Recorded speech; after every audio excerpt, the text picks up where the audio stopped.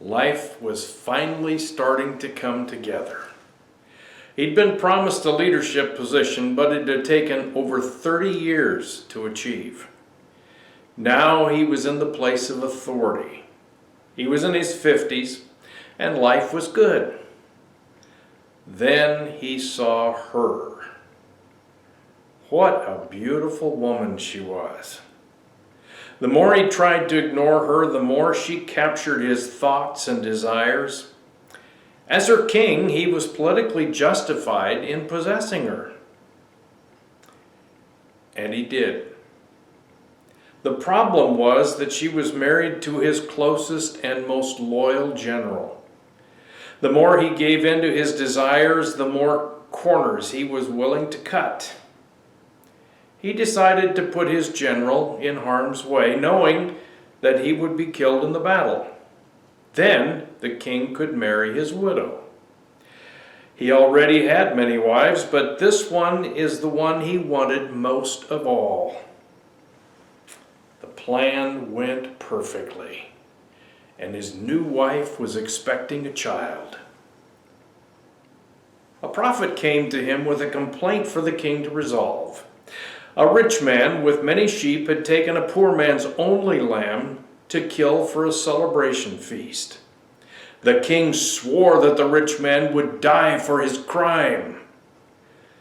Then Nathan said to David, "You are the man.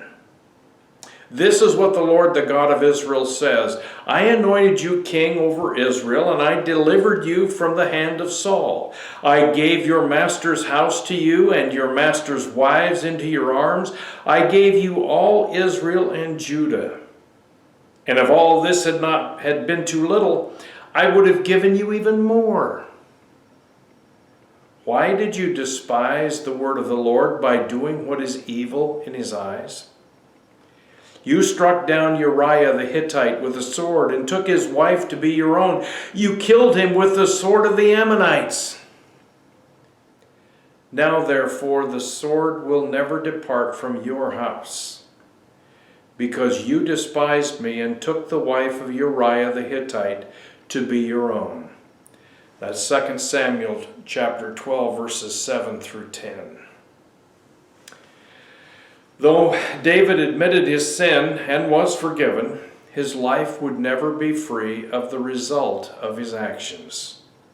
Because of his actions, David's family was torn apart by rape, jealousy, and insurrection.